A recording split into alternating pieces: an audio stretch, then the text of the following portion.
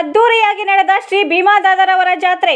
ವಿಜಯನಗರ ಜಿಲ್ಲೆ ಕೂಡ್ಲಿಗಿ ತಾಲೂಕು ಚಿಕ್ಕಜೋಗಿಹಳ್ಳಿ ತಾಂಡಾದ ಬಂಜಾರ ಸಮುದಾಯದವರು ಸ್ವಾತಂತ್ರ್ಯ ಸಮಯದಲ್ಲಿ ಬ್ರಿಟಿಷರ ವಿರುದ್ಧ ಹೋರಾಡಿ ತನ್ನ ಪ್ರಾಣವನ್ನು ಭಾರತ ದೇಶಕ್ಕಾಗಿ ತ್ಯಾಗ ಮಾಡಿದ ಲಂಬಾಣಿ ಜನಾಂಗದ ವೀರ ಸೇನಾನಿ ಶ್ರೀ ಭೀಮದಾದ ಟಿಪ್ಪು ಸುಲ್ತಾನ ಕಾಲದಲ್ಲಿ ಮದ್ದುಗುಂಡುಗಳನ್ನು ಸರಬರಾಜು ಮಾಡುತ್ತಿದ್ದವರು. ಇವರು ಕಿಮಾವತ್ ವಂಶಕ್ಕೆ ಸೇರಿದವರು. ಇವರ ವಂಶಸ್ಥರು ಈ ತಾಂಡಾದಲ್ಲಿ ವಾಸವಾಗಿದ್ದಾರೆ. ಕಾರಣ ಶ್ರೀ ಭೀಮದಾದ ಇವರಿಗೆ ಪ್ರತಿ ವರ್ಷವೂ ತಾಂಡಾದ ಎಲ್ಲ ಗ್ರಾಮಸ್ಥರು ಶ್ರೀ ಭೀಮದಾದ ಜಾತ್ರೆಯನ್ನು ಶ್ರದ್ಧಾಭಕ್ತಿಯಿಂದ ಆಚರಿಸುತ್ತಾ ಗ್ರಾಮದ ಎಲ್ಲ ಮನೆಗಳು ಬಣ್ಣ ಹಚ್ಚಿಕೊಂಡು ತೋರಣಗಳನ್ನು ಕಟ್ಟಿಕೊಂಡು ಬಹು ಸುಂದರವಾಗಿ ನಯನ ಮನೋಹರವಾಗಿ ಅಲಂಕಾರಗೊಂಡ ಮನೆಗಳನ್ನು ನಾವು ನೋಡಬಹುದು. ಶ್ರೀ ಭೀಮದಾದ ತಾಂಡಾದ ಜನಗಳಿಗೆ ದೇವರಾಗಿದ್ದಾರೆ. ಈ ಸಮುದಾಯದ ಜನರು ಭೀಮದಾದ ಇವರನ್ನು ದೇವರ ಸ್ಥಾನದಲ್ಲಿಟ್ಟು ಶ್ರದ್ಧಾಭಕ್ತಿಯಿಂದ ಪೂಜೆ ಸಲ್ಲಿಸುತ್ತಾರೆ.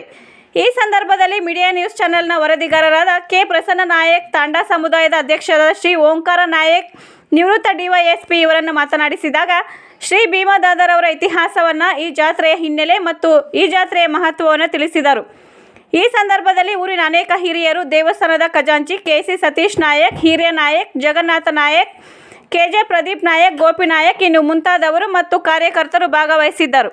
ವರದಿಗಾರರು K Prasanna Nayak, media news channel, Chikkajogihalli, Kudligi taluk, Vijayanagara ಜಿಲ್ಲೆ.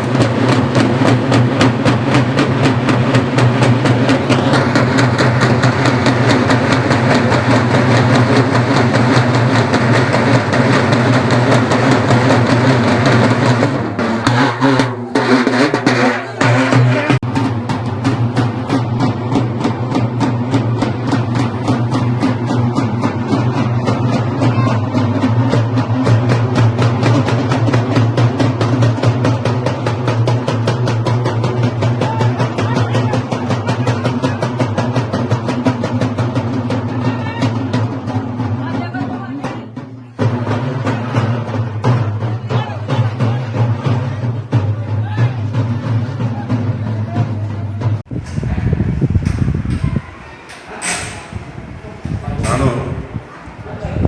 ಶ್ರೀ ಭೀಮೇಶ್ವರ ದಾದ ಸೇವಾ ಟ್ರಸ್ಟ್ನ ಅಧ್ಯಕ್ಷ ಓಂಕಾರ ನಾಯ್ಕ್ ಮತ್ತು ನಿವೃತ್ತ DSP. ಈಗ ಶ್ರೀ ಭೀಮೇಶ್ವರ ದಾದ ದೇವಸ್ಥಾನ ಸುಮಾರು 600 ವರ್ಷದ ಇತಿಹಾಸದ ದೇವಸ್ಥಾನ. ಚಿಕ್ಕಜೋಳಿ ಗ್ರಾಮ ತುಂಬ ವಿದ್ಯಾವಂತರು ಮತ್ತು ಎಲ್ಲ ಉದ್ಯೋಗಿಗಳು, ಸರ್ಕಾರಿ ಅರೆ ಸರ್ಕಾರಿ ಮತ್ತು ಭಾಳ ಉನ್ನತ ಹುದ್ದೆಯಲ್ಲಿರ್ತಕ್ಕಂಥ ಈ ಗ್ರಾಮದಲ್ಲಿ ಇದೊಂದು ಈ ದೇವಸ್ಥಾನ ಏನು ಶ್ರೀ ಭೀಮೇಶ್ವರ ದೇವರು ತುಂಬ ಈ ಗ್ರಾಮದ ಆದಿದೇವತೆ. ಇದರ ಇತಿಹಾಸ ಏನಂದರೆ ಇದು ಆ್ಯಕ್ಚುಲಿ ನಮ್ಮಲ್ಲಿ ಇರೋ ಒಂದು ಮಾಹಿತಿ ಪ್ರಕಾರ ಇದು ವೀರ ಯೋಧ ಅಂದರೆ ಬ್ರಿಟಿಷರ ವಿರುದ್ಧ 1400 ಇಸ್ವಿಯಲ್ಲಿ ಬ್ರಿಟಿಷರ ವಿರುದ್ಧ ಹೋರಾಡುವಾಗ ಇವರು ಆ ಒಂದು ವೆಪನ್ನ ಎಲ್ಲ ಸಪ್ಲೈ ಮಾಡೋಕ್ಕೆ ಇವರು ನೇಮಿಸ್ಕೊಂಡಿರ್ತಾರೆ. ನಮ್ಮ ರಾಜರು ಅವರ ಕರ್ತವ್ಯ ನಿರ್ವಹಿಸುವಾಗೆ ಅವರಿಗೆ ಸೆರೆ ಸಿಕ್ಕು ಬ್ರಿಟಿಷರಿಗೆ ಅವ್ರಿಗೆ ಗಲ್ಲು ಶಿಕ್ಷೆ ಕೊಡ್ತಾರೆ. ಆ ದಿನದಿಂದ ಅವರು ಪ್ರೌಢ ಪುರುಷರಾಗಿ ಅವರು ಒಂದು ದೇವತ ಪುರುಷರಾಗಿದ್ದರಿಂದ ಅದನ್ನು ನಮ್ಮ ವಂಶಸ್ಥರು ಶ್ರೀ ಭೀಮದಾದ ವಂಶಸ್ಥರು ಆತನ ಬೀಗರು ಮತ್ತು ಇಡೀ ಈ ಗ್ರಾಮದ ಎಲ್ಲ ಭಕ್ತಾದಿಗಳು ಸೇರಿ ಪ್ರತಿ ವರ್ಷ ಮಾರ್ಚ್ ಅಥವಾ ಏಪ್ರಿಲ್ ತಿಂಗಳಲ್ಲಿ ಒಂದು ವಾರದ ವಿಜೃಂಭಣೆ ಜಾತ್ರೆ ಮಾಡ್ತಿದ್ವಿ. ಈ ವರ್ಷ ಸಹ ಭಾಳ ವಿಜೃಂಭಣೆಯಿಂದ ನಾವು 14ನೇ ತಾರೀಕಿಂದ 16ನೇ ತಾರೀಕಿನಲ್ಲಿ ಬೆಳೆ ಜಾತ್ರೆ ಮಾಡಿದ್ವಿ.